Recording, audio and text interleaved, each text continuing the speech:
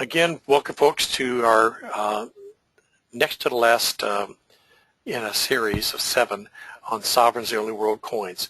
Greg has been discussing sovereigns for 5 webinars, and last webinar, this one, and next week he's going through individual coins that are actually part of the Golden Art collection and describing them and telling you some interesting provenance and history and details on them. So we're going to go ahead and just jump right into the webinar. And Greg, our first one up is the 1817 sovereign. Are you able to see my screen, Greg? I lost it. Give me a second. Okay, it looks like we lost him again. There you go. Let's call it back again. Greg?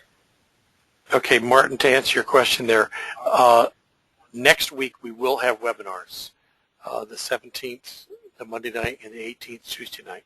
But the following 2 weeks are going to be Christmas Eve and Christmas Day, and then New Year's Eve and New Year's Day. So this is the only time of the year that we have more than 1 week without webinars.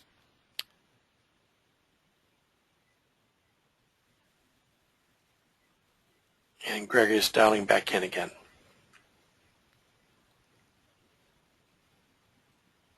Billy, get on line 1 and tell her that I will be there.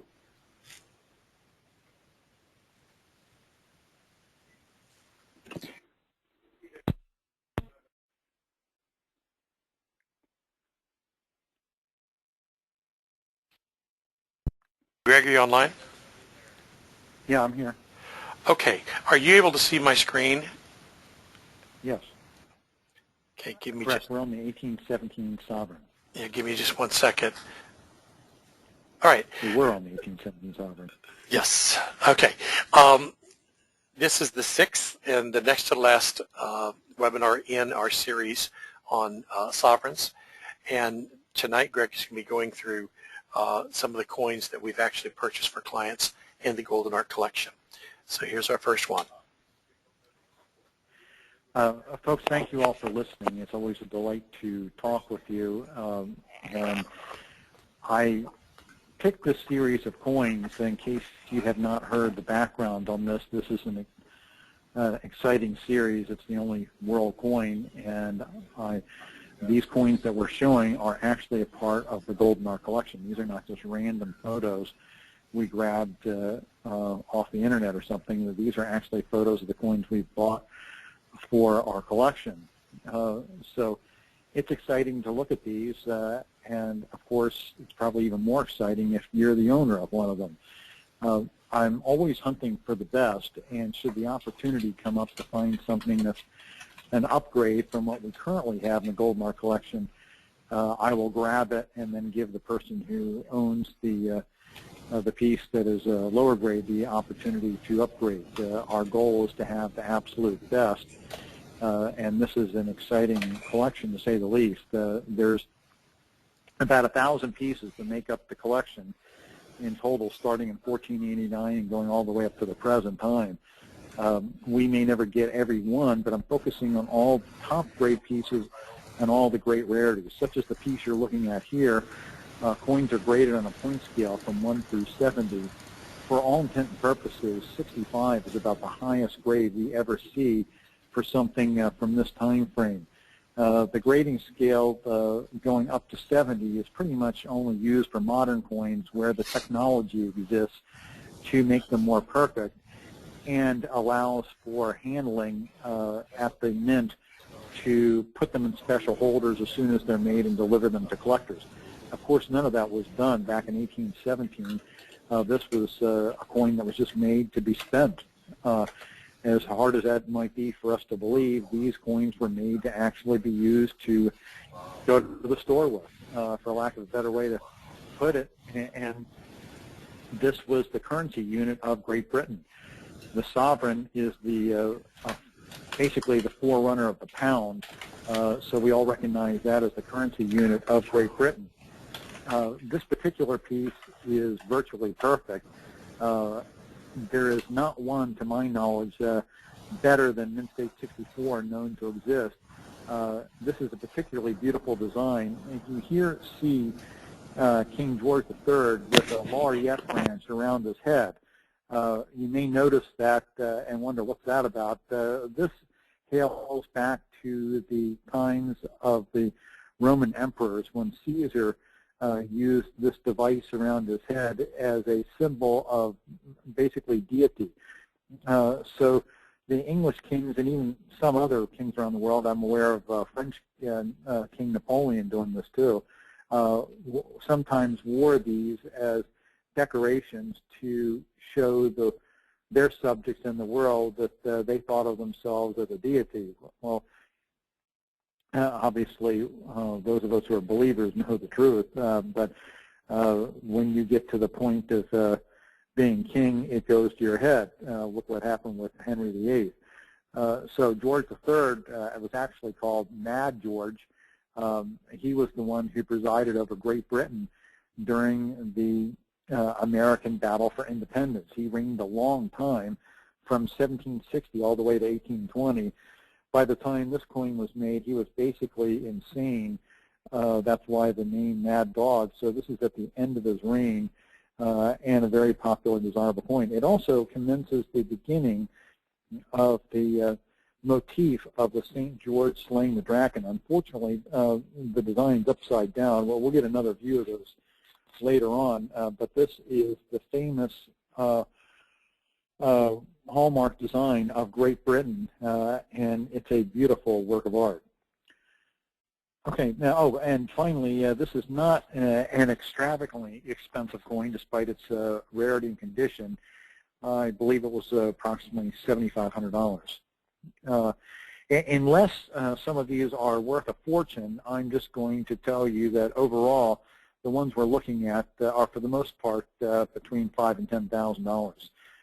So for those of you who don't have Bill Gates' money, we'll have to look at some of these.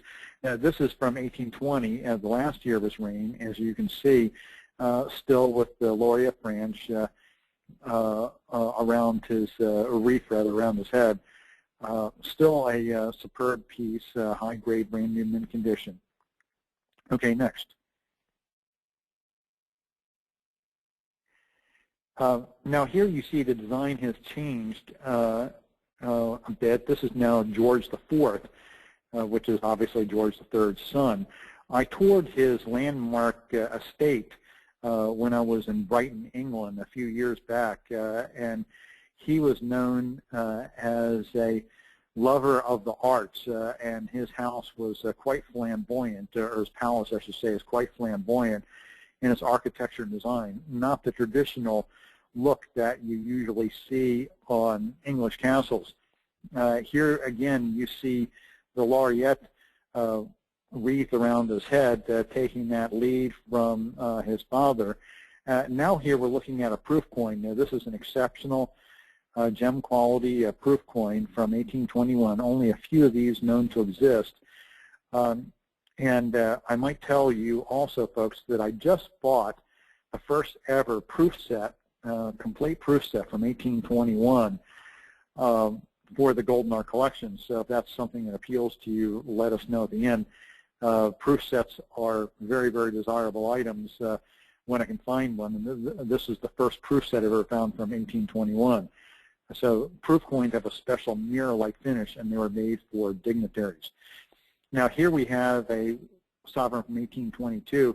You should be able to contrast the design, or rather the look of it, pretty easily, because this does not have the mirror-like finish that the previous piece has. If you had it in your hands, you could see it more easily, but there's a contrast between the head and the fields that you don't see on the regular Mint State coin here.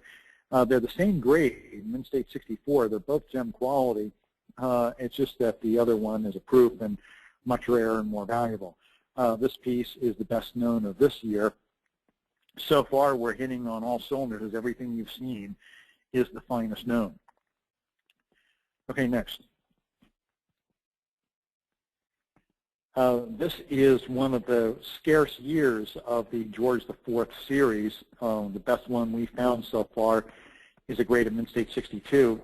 Unless something is an ultra, ultra rarity, and it does not exist in brand new mint condition, that's the only time we go down and grade. But the parameters of the Goldmark collection is I want the best. Very simple. So I shoot for the highest grade brand new mint state coins I can. That's what MS stands for, mint state, which means it's in brand new mint condition. This is a beautiful piece, still within that reasonable budget category we've been talking about so far.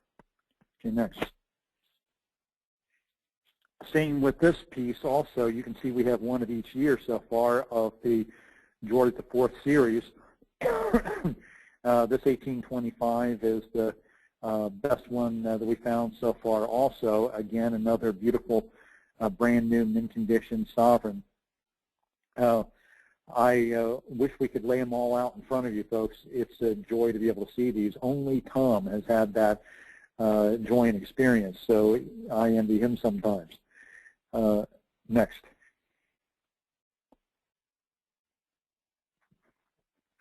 Now here we have a proof coin again, and you should be able to see the contrast again between the head and the fields around it. Proof coins are specially made at the Mint for collectors. As a matter of fact, Great Britain is the very first country in the world to make a gold coin in proof. And believe it or not, folks, we've got it. It's a part of the Sovereign series, and we just bought it. So I'm thrilled to say that we have the first proof coin ever made, and it is a part of the Sovereign series because it was just purchased. I'll have to show it at the end of next week's seminar because I don't have a photo of it yet. But proof coins, again, were made for dignitaries.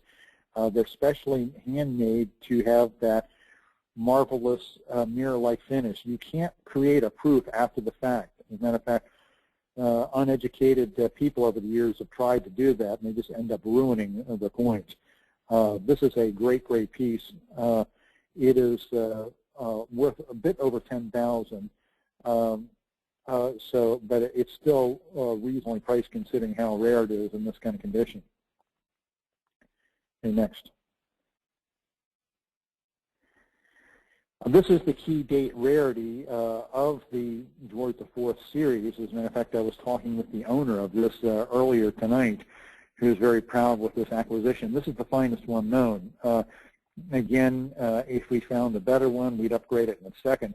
This is a valuable coin. This is not in the budget category. This is worth roughly $100,000. Now, why is it worth so much? Because there's only a dozen or so or less known to exist. It falls in the mega rarity category. It's a great coin.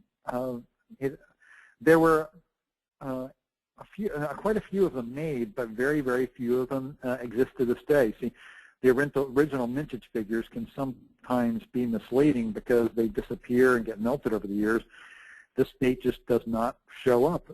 It's a great rarity. If this was a U.S. coin, it'd be worth $500,000 plus. As a matter of fact, it is profiled in the monograph that Tom and I wrote called Golden Art.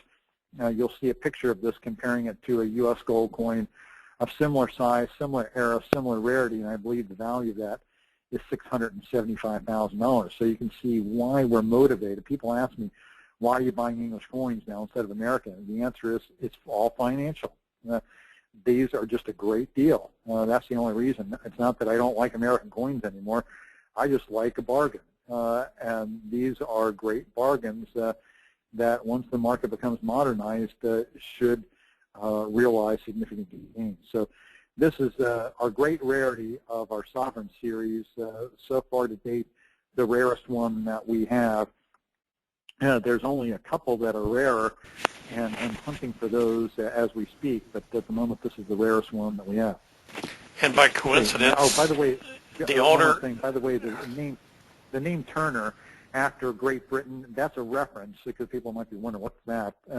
That's a reference to a famous former collector. Sometimes PC just shows the pedigree of major rarities. They don't bother on the cheaper coins, but the major rarities, sometimes they put the pedigree on it if known.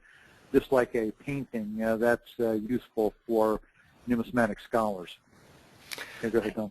And by coincidence, the owner of this fine coin is on the line with us tonight. Yes. And he's instructed us, by the way, to start an auction if anybody wants to start the bidding at $200,000. Okay. All right.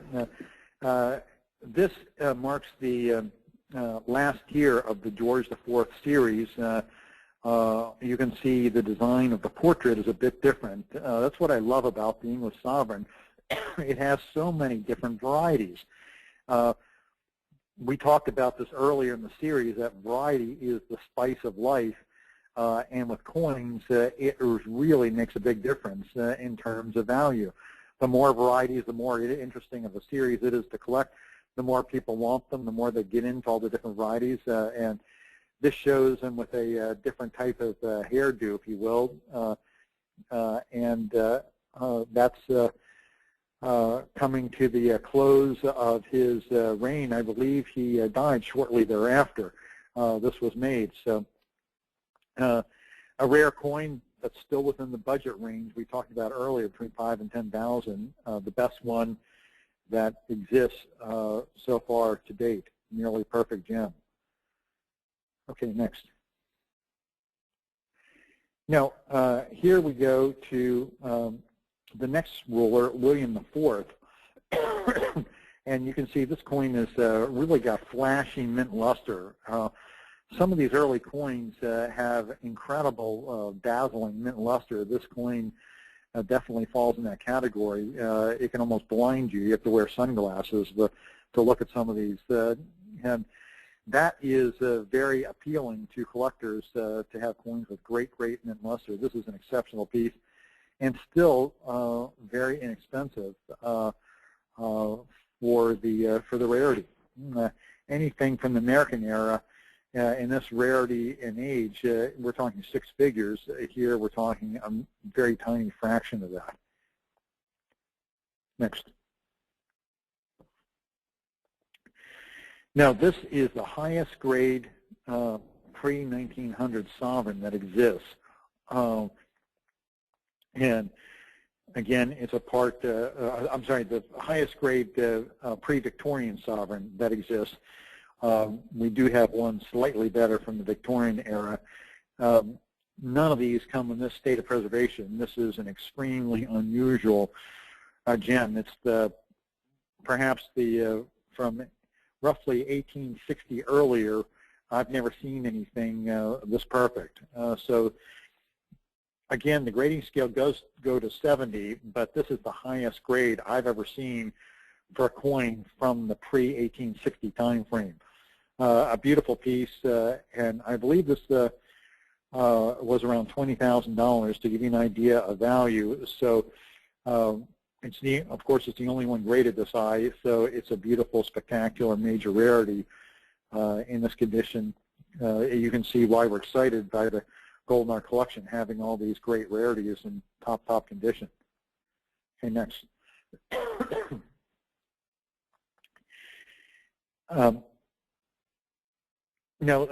Somehow the picture doesn't correspond with this. Tom, you should just go to the next one.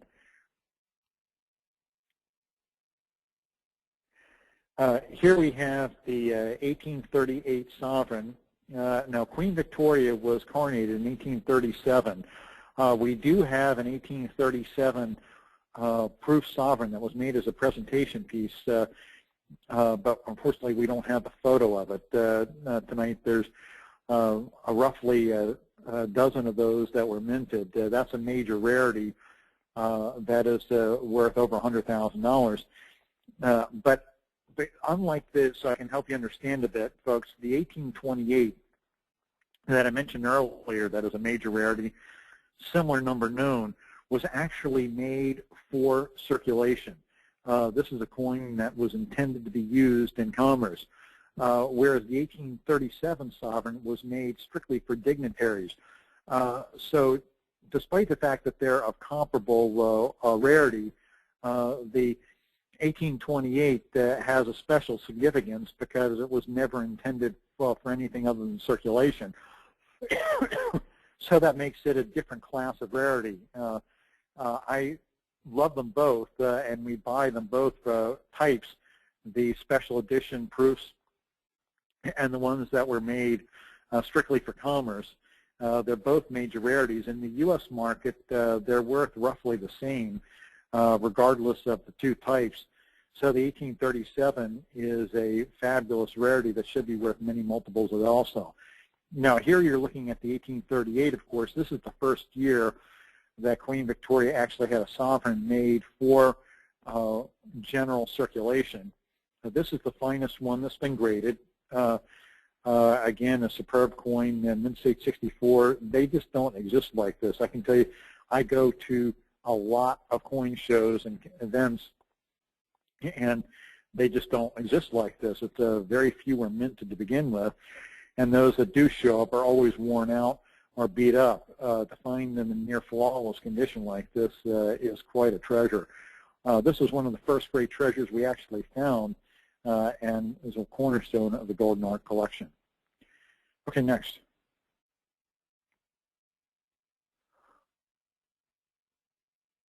Now here we have a proof coin again. In 1839, Queen Victoria had her first proof set made. Most of the rulers had at most one proof set made for them. Queen Victoria actually had 3 of them made, the only ruler that had that many. Well, the reason for that is because she reigned for 64 years, I believe, so that's the reason why. The long reign and the more proof sets that were authorized to be given to diplomats and dignitaries. This is the first one. This is a part of the proof set. I'm only showing, of course, the sovereign because we're talking about the sovereign collection tonight, but this is a beautiful, near gem condition sovereign from 1839. Again, you can see the beautiful contrast between the head and the fields. There were a few hundred of these made, and estimated about 100 to 200 still known to exist, to give you an idea of the rarity of this. Okay, next. Now, here is an 1842 sovereign in Mint State 65. Now, this is actually not a rare coin, folks. You can find these with a fair degree of regularity in circulated condition. This is called a condition rarity. It's only rare because of its near perfect state of preservation. This is the highest one graded, and again, falls into the parameters of what I look for in the Golden Art collection, that we only want the best. It's worth a lot more than a common one that's circulated. A common circulated one is not worth that much more than the gold price. This piece is a fabulous treasure that keeps going up and up and up and up in value. It's now pretty much reaching the $10,000 mark as collectors want to put together sets of these early Victorian sovereigns in gem condition. This is one of the most popular eras to collect because of the long reign of Queen Victoria. Okay, next.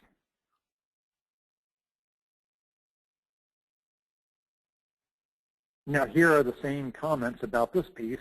Again, it's a condition rarity.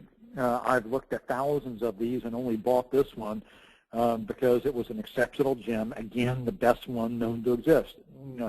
Folks, we only want the best, and I'd rather drive 1,000 miles to go to a coin show and leave empty-handed than buy something that's second rate. And I've done that repeatedly, where I've traveled great distances to look for coins and found nothing. It's either the best or nothing, because average quality just doesn't appreciate the way the best does. This is a fabulous piece, and only one has made it to this state of preservation. So you can see that we're out there really hustling, because we've got the best of every single date so far. Okay, next.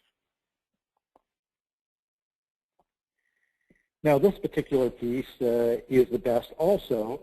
This is a rare variety where in the date 1846, the 4 is punched over an inverted 4. I'm not quite certain how this happens, but the dies are created as follows. A craftsman works with the heavy metal die in reverse relief, and he's got to carve into it or punch into it the design. So somehow he put the date in, and then put it in again backwards on top of it, or upside down on top of it, creating a unusual rarity. This is the finest known. There's only a few known to exist, and again, fits the parameters. We want the best. Remember, I talked earlier about collectors love varieties. There's an incredible number of varieties in the Sovereign series, especially in the Victorian series, and makes them incredibly desirable to collect. Next.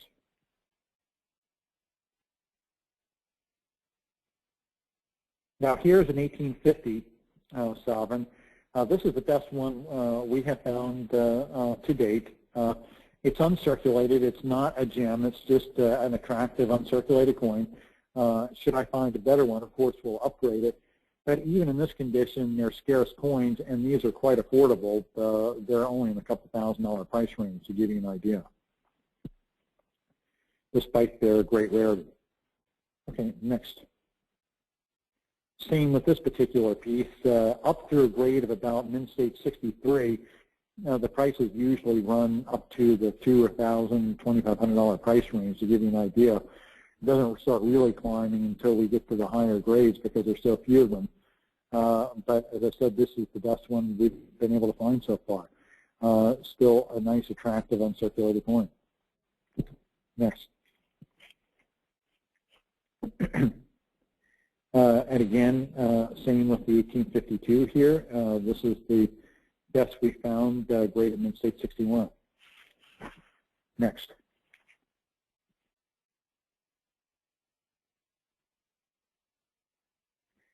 Now, here we jump to an 1856, and the photography somehow got reversed here. So that's not a mint error you're looking at. That's just the photography somehow got reversed. Now, this is a grade of Mint State 65, which is the finest known of this year. Again, any of these early sovereigns in this incredible state of preservation are a tremendous find. I've only been able to find less than 10 of them so far, the different years in this kind of condition. So after all these years of hunting aggressively, I found less than 10 pieces. So, and I probably looked at 100,000 sovereigns, to give you an idea. Next.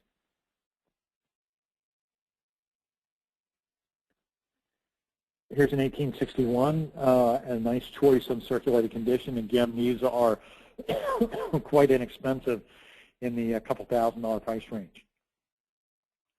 Next.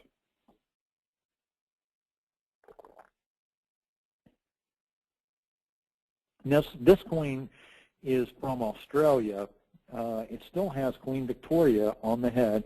As you can see, the design is a bit different, but on the reverse it says Australia. Australia, of course, being one of the 5 continents that Great Britain made the sovereign on. I mentioned earlier in the series that the sovereign is the only world coin made on 5 different continents. And this is a very high-grade piece. We have not found one in mint condition yet. This is a very rare coin. If I find one in mint condition, of course, we'll upgrade it, but this is the best I found. It is the Australian mint sovereigns are very, very rare. Next. Here we have, again, one from 1864. This is a really superb coin. I thought it was undergraded. Should have been higher than that, in my opinion, but it's a really, really nice coin. The best one I've seen from 1864, and it's not that expensive. Again, folks, if some of you are in a budget, consider adding to the collection with buying some of these. Next.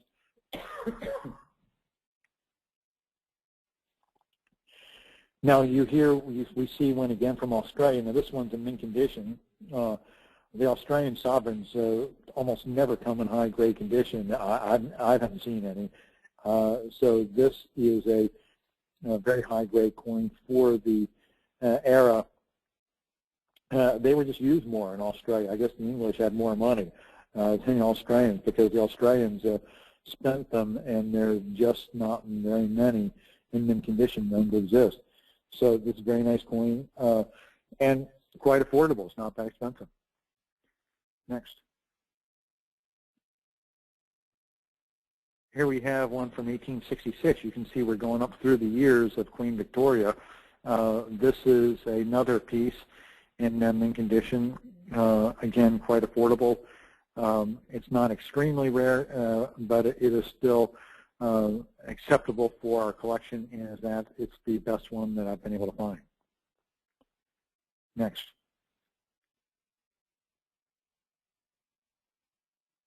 We just did this one, 1866. 1868, again, same story here. An affordable mint condition coin. We buy a lot of these for those who don't have Bill Gates types of money. Because these are inexpensive and they have 1/4 of an ounce of gold in it, and it's a piece of history from the 1800s. And again, it's the best one that I've been able to find. So these are still a great deal at the low cost that they are. Okay, next. Now here we have another superb one from 1869. Again, this is the finest one known. You can see that even though the photography is small on your screen, you can see that there's basically no scratches or marks anywhere, and beautiful mint luster. I love being able to see these, and it gives me goosebumps whenever I can find one in the top grade that this is. So this is the ultimate, and proud to have it as part of the Golden Art collection. Okay, great. Thank you, Greg. We're going to take questions in a moment, but while you're typing your questions in, let me just give the announcements real quick. As I mentioned at the beginning, next week we will be doing webinars, the Christian Financial Concepts at 8 o'clock next Monday night, the 17th, and the Advanced Gold webinars on Tuesday night, the 18th. But then the next 2 weeks, there will be no webinars. Obviously, Christmas Eve or Christmas Day, we're taking off, and New Year's Eve and New Year's Day. And here are our general announcements. Every Monday night at 8 o'clock, all the times are Eastern, we do a different series of webinars. These are general financial education. These are not specifically about gold. They cover a wide variety of subjects that are of interest, particularly in the biblical area, because we cover, what the Bible says about money. We have some of the great teachers in the body of Christ that are teaching on these webinars.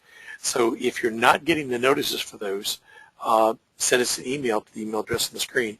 You must request to be on the list. If you're getting the Tuesday night webinars, you're not getting the Mondays, and you'd like to, just let us know. The telephone number there on the screen is our office number. You can call that number if you'd like to make an appointment with Greg. If you would like to chat with him, he usually on Tuesday nights does a phone conversation. Are you going to be able to do that tonight, Greg, or you just need to get to bed?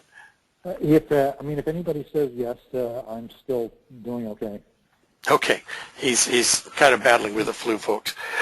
So if you just type in on the question panel that you'd like to have a chat with Greg, he'll call you back after the webinar's over and spend a few minutes with you. We record all the webinars. You write to webinars at bellsouth.net. The day after a webinar, they'll be posted, and we can send you a link to it. Or you can go to christianfinancialconcepts.com to see it. Also, if you'd like to learn more about the concepts of investment-grade gold, why investment-grade gold is the best investment in the world, why it's much, much better than buying gold bullion, I encourage you to go to goldenarttreasures.com, where you find a lot of fascinating information. And finally, attend as many webinars as you can, because as a prize for the person that attends the most each month, we do give away a U.S. $20 gold certificate value around $200. Excuse me. Okay, a few questions. Mary says, Greg, you mentioned that the Australian sovereign was not that expensive. Please define, quote, that expensive. And do you ever travel to Australia on coin finding ventures? No, I haven't, but we do have a team of several experts that travel the globe with me, and some of them do make trips to Australia from time to time to help us find major rarities. That particular piece is only in a couple thousand price range. Okay. Earlier when you were talking about luster, Martin asked, what makes this luster? When the mint makes the coin, it polishes the dies. Not the coins, but the dies that make the coins. So the first coins that come off the dies, the very first ones, have more exceptional luster than the later ones made. And so sometimes the early ones have really beautiful luster, and that's what helps enhance the condition. A coin that has spectacular mint luster can have a few more scratches on it than one that is more subdued in luster, and they could still be both the same grade. See, coins are graded using a compilation of 3 criteria. The first is luster, what we've just been talking about. The second is scratches, abrasions, dings to the rim, and so forth. And the third is how sharp is the strike. You see, when the coins are made, sometimes they don't always come out with the sharpest strike, and some of the detail is missing even when it's brand new. So that can affect the grade if the strike is really poor. Okay. And here's a question. What is your definition of a mega rarity? You mentioned mega rarity. There's a question on the panel about that. Mega rarity is something that I describe as something where there is 10 or less known to exist. And then, of course, extreme mega rarities are those where there's only 5 or less known to exist. Now, that is the biggest goal of our collection, is to look for those. And the reason for that is because history has proven that the greatest rarities go up the most. Okay, and this is not a question, but it's a very interesting piece of information. This is from Robert. Robert is the only one that has ever taught on our Tuesday night webinars besides Greg and myself. We have lots of different great instructors on Monday nights, but because this is such a focused subject, and by the way, we call them the advanced goal webinars. We're assuming that you've taken the basic goal webinars, and if you've not, I meant to mention this earlier, please send us an email to the address on the screen, webinars@bellsouth.net, and we will send you what's called the Gold Education Starter Package, and it's included in that. There's some articles and 4 videos, Goal 101 through Goal 401, which are the basic goal webinars. But anyway, Robert has taught for us, and we appreciate his scholarship. He typed in when we were talking about the 1828 sovereign. He said the reason why the 1828 sovereign is so rare is not widely known, and it came down to economics at the Royal Mint. To make a new dated die is an intensive and laborious process, particularly back then, of course, in both time and cost. And considering the average longevity of a die, the Mint considered itself very lucky at the dawn of 1828, when it found a number of 1827 obverse dies were still in perfectly good working order. Obverse is the front of a coin, folks. Therefore, rather than make new dies for 1828 immediately, it was decided to wait until the supply of 1827 dated dies dwindled. This did not finally occur until November of 1828, as it seems there was only a low demand for gold sovereigns in this year. It was only in December that the 1828 sovereign started to be minted, and this probably did not last long in 1829. Therefore, the actual number made dated 1828 can be considered to be a fraction of the calendar year, and perhaps as little as a 12th of an educated estimate. The interesting thing is, back then they were just making coins. They were just putting them out there for people to use. They had no idea that that it was going to become a collector item, and that the year was going to be important. So it was not a big deal for them to save some money and throughout most of 1828 use 1827 dies.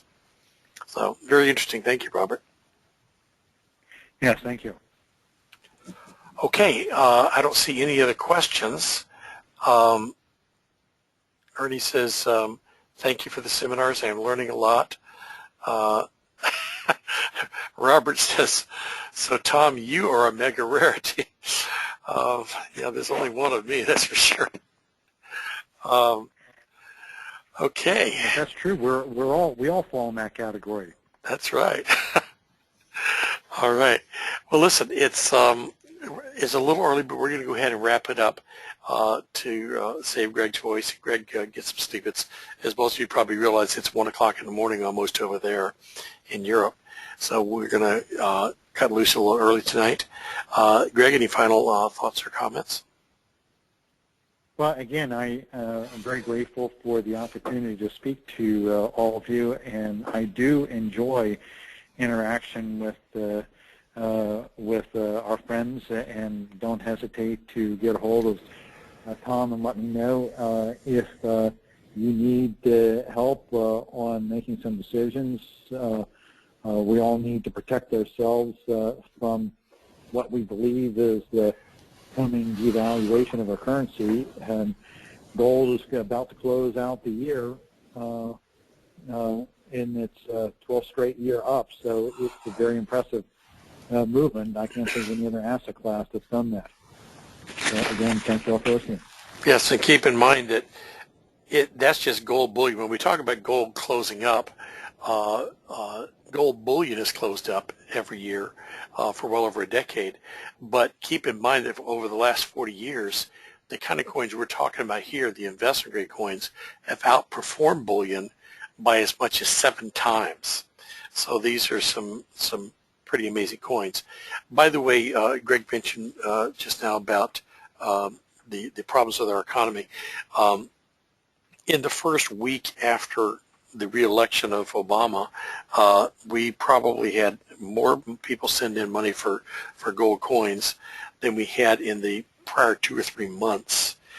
So people understand that we have serious problems on the horizon. Excuse me. I taught a webinar last night on things that I believe we can see confiscated by the government during this next term. And some of this could happen even very early in the next term. So if you'd like a copy of that, write to webinars@bellsouth.net and just ask for the webinar about things that Obama could confiscate. And we'll be glad to send you a link to it. Good night, everyone. God bless you, and Merry, Merry Christmas. Merry Christmas. Ho, ho, ho.